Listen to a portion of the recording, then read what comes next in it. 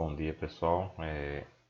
Hoje, na segunda aula, a gente vai falar sobre as considerações sobre carregamento em estruturas. Esse é um assunto importante, né? Porque ele acaba sendo visto só nesse momento, tá? De uma forma mais detalhada, mas que, no fundo, o entendimento das cargas que estão sobre as nossas estruturas é fundamental para a resolução das estruturas, tá? Na disciplina mecânica das estruturas 2, a gente acaba fazendo uma atividade muito prática em relação aos carregamentos, tá? Mas em função da quantidade de assuntos que a gente tem na disciplina 1, a gente acaba resumindo um pouco o estudo das cargas a essa aula, tá? Nada impede que durante as aulas também a gente fique trabalhando os assuntos, né, de forma correlata, mas vamos falar um pouco sobre aqui na parte da introdução, para entender, né, qual é a nossa função enquanto engenheiros nessa determinação dos carregamentos nas estruturas. Primeiramente, né, o que a gente faz é estimar as cargas. Tarefa fundamental, já visto que nem todos os problemas são iguais a um problema já resolvido anteriormente. Então, a nossa função primordial é determinar quais cargas seriam essas. As estimativas são as mais reais quanto a gente possa, de acordo com a natureza, né, com os valores dos carregamentos. Tá? Em geral, a gente busca representar com a maior fidelidade possível os carregamentos numa fase de projeto, na fase de modelagem, em relação às cargas que vão estar atuando em serviço da estrutura. Os programas hoje, eu posso dizer para vocês com toda seriedade, em relação a isso, eles fazem muito pouco. Tá? A gente vai falar muito sobre o uso de programas, vai ver alguns programas sendo usados, a gente vai usar alguns programas ao longo das duas disciplinas, mas é nessa hora que o engenheiro tem a sua principal função. Ele é quem vai determinar quais são as cargas que estão sobre a sua estrutura, direta ou indiretamente. Tá? É óbvio que existem algumas coisas, algumas partes das modelagens que os softwares têm que já caminham muito o nosso trabalho, tá? Mas, diretamente ou indiretamente, nós tomamos as responsabilidades sobre a escolha dos tipos de carregamento que estão submetidos às nossas estruturas, tá? Essa premissa dada ao usuário é fundamental, tá? E eu diria que enquanto a gente tiver essa premissa, nós somos engenheiros. Daqui a um determinado ponto, provavelmente com a inteligência artificial e tal, pode ser que nossa função seja até um pouco reduzida, tá? Porque os programas vão se aperfeiçoando de um modo tal hoje em dia que a nossa ação fica sendo cada vez mais de coordenação. Mas por enquanto a gente ainda tem uma função muito importante. E é bom que a gente tenha, tá? Afinal a gente está trabalhando com responsabilidades, responsabilidades sobre vida e sobre pessoas. Então isso é interessante que ele tenha esse foco. E o foco fundamental de qualquer engenheiro, tá? Ele tem que estar sempre baseado na segurança. Não só na segurança, mas a segurança é um ponto, um pilar principal da sua ação. Porque as nossas obras, né, as nossas edificações, elas vão envolver muitas vidas. E se a gente negligencia a segurança, fatalmente a gente vai estar incorrendo em grandes erros que vão estar colocando pessoas em risco e, e naturalmente, a estatística está aí para provar isso. Se a gente vai negligenciando, vai chegar uma hora que os nossos aviões caem, né? Tá bom? Sobre a segurança, né? As normas atuais brasileiras, elas trabalham com alguns tipos de estado, a gente chama de estados limites, tá? Elas trabalham hoje em dia não mais só com a essência de segurança propriamente dita, mas elas trabalham com a probabilidade da ruína ser evitada, com a probabilidade de uma ação que compromete o uso da estrutura ser evitado, tá? Obviamente, para ruínas e para problemas estruturais, problemas de peças estruturais, essa segurança é maior. E para situações que a gente está verificando o uso da edificação, esse nível de segurança é naturalmente menor. Tá? Parece ser um pouco estranha essa frase, mas ao longo das disciplinas, principalmente de concreto armado e aço, vocês vão entender o porquê. Tá? Então a gente fala nesses dois casos em estados limites. Existem basicamente dois estados limites, estado limite último, são todos os estados limites que garantem que a sua estrutura não chegue a um colapso global, local ou global, ou seja, um colapso de uma peça da estrutura ou colapso de toda a estrutura, tá? E estados limites relativos a serviço, então é o LS.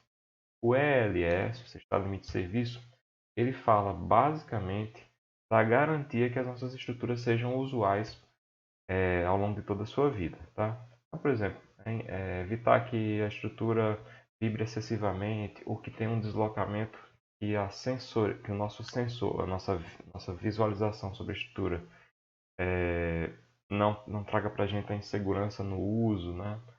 Os deslocamentos excessivos, né? As vibrações, como eu já falei, né? Então, existem diversos estados limites de serviço, tá? Em geral, a gente dimensiona o estado limite último e verifica os estados limites de serviço, tá? De uma forma geral. Como engenheiro, a gente vai estar participando sempre muitas indefinições no projeto. Eu diria até definições de projeto, tá? A primeira dela está muito relativa às resistências que a gente vai atuar, que a gente vai admitir os nossos materiais, tá? Então, no concreto, o FCK, no aço, o FYK, a resistência ao escoamento característica. Então, esses padrões de resistência são fatores importantes como definições dos nossos projetos, tá? A gente tem que entender que os métodos que a gente usa, que vai usar, invariavelmente tem erros, tá? Tem erros teóricos. Os erros teóricos são aqueles onde a gente faz pequenas abstrações que não vão comprometer o uso do modelo. O modelo ainda vai se aproximar de um modelo real, mas que eles são necessários para que se tenha a prática da resolução do problema. E os erros usuais são os erros possíveis de ser cometidos como qualquer ser humano. Então você está fazendo uma conta lá e você eventualmente multiplicou, em vez de multiplicar por um valor, multiplicou por outro ou somou com outro. Então esses erros do usuário ou usuais, eles também fazem parte e, de uma certa forma, tem que garantir que esses erros não comprometam o nosso projeto, tá? E temos também as questões que são absolutamente imprevisíveis, tá? Então tem situações de projeto que você não prevê, simplesmente não prevê, tá? Eu gosto muito do exemplo que está aqui do meu lado, né? Uma edificação de grande porte, vizinho, vizinho da gente aqui, vizinho da UFESA, moro perto da UFESA. Essa edificação foi planejada para ser um prédio de escritórios, aliás, foi planejada para ser um prédio de escritórios, exatamente, com a fachada de vidro. Já devia estar inaugurado há alguns anos, e por causa do mercado, por causa das crises econômicas, a obra foi temporariamente suspensa, né? Já está suspensa há alguns anos, tá? Ela foi prevista para um tipo de carregamento hoje, vivendo, né? As pessoas ocupando escritórios de advocacia, sei lá, escritórios médicos e outros usos empresariais, né? E hoje ela está aberta, vamos dizer, ela está no esqueleto, né? Apenas com algumas pequenas alvenarias de proteção. Então, assim, ela não foi projetada para ficar aberta. Então, assim, isso é uma situação onde a estrutura tem que manter a sua vida, mesmo numa situação como essa. Então, vamos dizer assim, um ato que é imprevisto, mas o projetista tem que garantir a segurança da estrutura. Tá? Outro problema de indefinição de projeto é relativo às mudanças tecnológicas que naturalmente ocorrem. Tá? A gente faz uma previsão em determinado momento, a gente faz um projeto para uma fotografia e de repente o que a gente percebe é que houve uma mudança nós estamos falando não é uma foto, num vídeo, ou seja, a situação já mudou completamente, tá? Um exemplo claro disso que a gente vai ver lá na nossa terceira unidade é no projeto de pontes e viadutos, tá? Quando a norma foi desenvolvida para esse tipo de edificação, a tecnologia que a gente tinha à época de caminhões, de transporte, era totalmente diferente da de hoje. Então, a gente projetou para uma situação de carregamento e hoje vivencia uma situação bem diferente, tá? É algo muito comum na nossa atuação de engenheiro, tá? E outra em definição de projeto são as etapas construtivas, que podem acontecer ou não de acordo com o planejamento e a planejamento e execução das obras. O grande ponto de conforto que a gente tem como engenheiros, tá? são justamente as normas técnicas.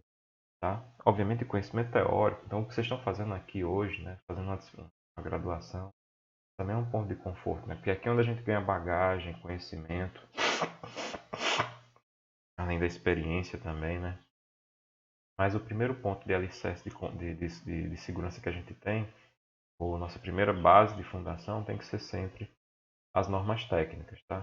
As normas, elas carregam consigo uma série de experiências que foram desenvolvidas ao longo de muitos anos e de muitas outras normas. Então, a norma sempre tem uma norma mãe por trás dela, tá? E trazem consigo embasados os modelos teóricos melhores possíveis para aquela época de desenvolvimento das normas, tá? A gente tem muitas associações ao longo de todo o Brasil e no mundo, tá? É, as normas americanas do concreto, a norma americana para transporte, né, que fala muito das pontes rodoviárias, as normas europeias. E no Brasil a gente tem como ponto de segurança, né, as normas da ABNT, tá? Então é importante a gente sempre se referir a ela, a essas normas, que elas são para a gente nosso ponto de segurança, tá? Vamos fazer uma pequena explicação aqui, vamos abrir uma norma, tá? Se vocês sabem, né? A gente tem acesso na UFESA, tá? Aqui, mas tem acesso na UFESA a normas. E essas normas, elas se encontram na nossa página do SIGA, tá? Se vocês entrarem na página do SIGA de vocês, tem um campozinho lá, biblioteca. No campo de biblioteca você vai descendo até achar normas. Quando você entra lá, você vai cair nesse site aqui, o Target Get Web. São justamente uma parceria que a UFESA fez com essa empresa, tá? E dá acesso a todas as normas técnicas. Então, vamos começar abrindo uma norma que é fundamental para a gente, que é a norma 6120. Então, você vem aqui nesse campo, digita 6120, tá? E manda buscar. Eu já abri previamente aqui, tá? Caso desse algum erro na nossa gravação, a gente vai ter acesso a essa norma aqui, que é a norma 6120. Ela foi recentemente atualizada, em 2019, tá? Recentemente, quando eu dava a disciplina, era uma norma de 1980. Ela foi atualizada, isso é muito bom. Ela ficou muito mais robusta. Ela era uma norma pequena de 8 páginas, agora é uma norma de 67 páginas. A gente não vai se debruçar em abri-la, tá? Só deixar vocês a recomendação que o façam, estudem, vejam. Quando vocês estiverem na disciplina Mecânica das Estruturas 2, a gente vai fazer um projeto chamado PBL. Aí lá vocês vão abrir bastante essa norma, porque ela vai ser base também para o desenvolvimento, tá? Então, de uma forma geral, tá? A norma traz todas as definições e termos relativas a caso desta norma, né, é relativa aos carregamentos e ações nas estruturas das edificações. Tá? Então, é daqui que a gente tira as informações para o nosso projeto, todos os nossos projetos. Tá? Eu vou aqui rapidamente mostrar que tem definições e tal, mas eu quero chamar a atenção de vocês do campo relativo a essas pequenas tabelas que tem, tá? A partir do item 5.3, que ele dá para a gente a referência dos pesos dos materiais de construção. E nessa atualização a norma melhorou bastante, porque lá era uma tabelinha pequena, agora a gente tem uma tabela um pouquinho mais robusta, tá? Então, para cada tipo de material, por exemplo, eu vou tomar um exemplinho aqui para vocês chamar a atenção. Esse bloco cerâmico vazado para paredes maciças, tá? Vocês observarem aqui. O bloco cerâmico concreto. Então, vou chamar a atenção desses itens aqui, tá? São blocos artificiais, onde a gente tem a sua característica em peso, tá? Esse peso específico aparente, vocês observam aqui, ele é dado em kN por metro cúbico. Então, eu entendo que para cada unidade de volume de metro cúbico desse tipo de peça, né, a gente tem 14, caso 14, 18, ou 5,5 kN por metro quilonewtons, tá? Esse peso é fundamental para que a gente entenda qual é o peso da nossa estrutura e quais são os carregamentos sobre a estrutura. Então tem o peso de argamassas, tem o próprio concreto armado, tá? Que é esse número mágico de 25 kN por metro cúbico, que é um número que vocês vão usar muito fortemente ao longo do estudo de vocês nas específicas. É o peso de vários tipos de madeira, tá? E essa segunda tabela já fala também um pouco mais detalhado sobre as alvenarias, né? De acordo com a espessura que você vai colocar de revestimento, a gente já consegue estabelecer qual é o peso nominal desse elemento por unidade de metro quadrado. Então, a gente calcula o peso de paredes, né, alvenarias, por meio desse, desse, dessa conta, tá? Por metros quadrados, ou seja, área fechada. É peso de divisórios, revestimento. Então, é muito interessante porque a norma traz essa especificação que ficava muito a cargo do engenheiro, tá? Então, para evitar boa parte dos erros, a norma melhorou. Então, o peso de telhas e de telhados como um todo. Então, é nisso aqui que a gente vai tomar suporte, né, para a construção das nossas normativas, tá bom? E o toque inspirou porque tem um tempinho que a gente tem que usar, tá? Voltar aqui para nossa aula, tá? Então, os tipos de carga que essa norma estabelece, 6120, tá? A gente vai falar em cargas permanentes, são aquelas que têm uma vida que passam ao longo de toda a vida útil da estrutura, elas se mantêm em ação. Como principal representante dessa carga, a gente pode falar o peso próprio da estrutura. Então, o peso próprio de toda a estrutura é uma determinação fundamental para ela própria. E todos os elementos que são construtivos e que são permanentes na estrutura, a gente pode enquadrar como cargas permanentes. Existem também as cargas acidentais, são aquelas que não estão ao longo de toda a vida útil da estrutura, mas que acontecem. Por exemplo, num prédio residencial, uma carga acidental são as pessoas, os veículos, tá? Os móveis, tudo aquilo que a gente coloca na edificação que tem um caráter que vão acontecer com uma frequência importante, mas que são possíveis de ser removidos, tá? A diferença. Existem também cargas excepcionais, tem cargas especiais, tá? Para cada uma delas vai existir uma denotação ao longo sobretudo das disciplinas específicas. Eu quero chamar a atenção de vocês, tá? Para a notação que é dada, que é a notação convencional, comum para todos. Então, quando a gente falar em cargas permanentes, a gente vai estar sempre retratando com cargas com a letra G. E cargas acidentais com a letra Q, todas com letras minúsculas, tá bom? Isso é importante ficar registrado. Outra norma importante, né, é a norma de vento nas edificações, tá? Referenciazinha aqui, eu acabei tirando, tá? Eu mantive ela aqui aberta. Então, a norma devido aos ventos no Brasil é a norma 6123. É uma norma que está em processo de atualização, tá? E eu sugiro fortemente que vocês entrem nesse link que eu sugeri aqui na aula, tá? Esse link PZR Z maiúsculo 9 do encurtador. Vocês vão ter acesso a esse, não a norma, né? A norma vocês vão ter acesso via SIGA, como eu já relatei anteriormente. Basta você digitar 6123. Aí você vai ter acesso a essa norma. Perdão, pessoal. Mas você tendo acesso a esse encurtador, você vai ter acesso a um programinha, que é esse aqui. Esse programinha aqui foi desenvolvido pelo Departamento de Estruturas da Universidade de São Paulo, da qual eu tenho origem, tá? Faço sempre referência a ela ao longo da disciplina. Essa é a primeira vez que a gente vai se referir. E no campo de softwares vai ter vários programas disponíveis, gratuitos, podem explorar bastante. Eu sugiro que explorem, tá?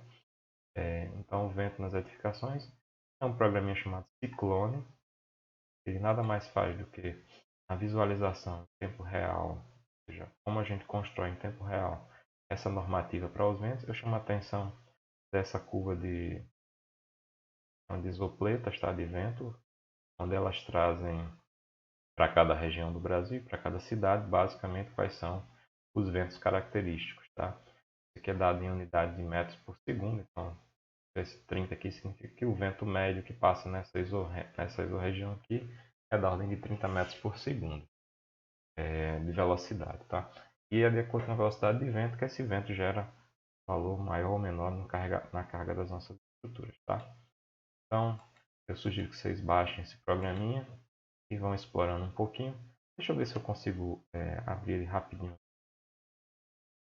Nossa pode ser que não funcione, tá? Se não funcionar, não tem problema, a gente pode fazer na aula 5, ao longo da semana, outra semana.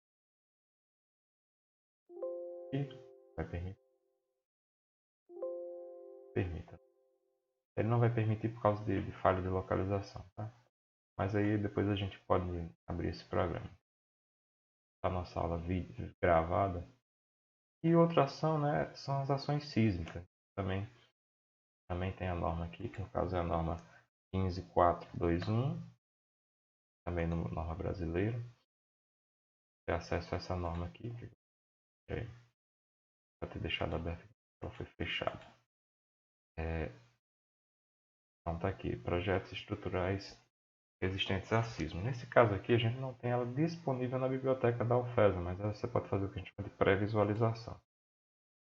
Na pré-visualização, a gente tem acesso a... Só quem inspirou, tem que abrir de novo. Então, nessa pré-visualização, vocês teriam acesso à normativa. E tal qual a norma de vento, ela também tem o que a gente chama de isopletas, mas no caso, isopletas de ações sísmicas. Tá? Importante vocês dar uma visualizada também nessa possível. Tá?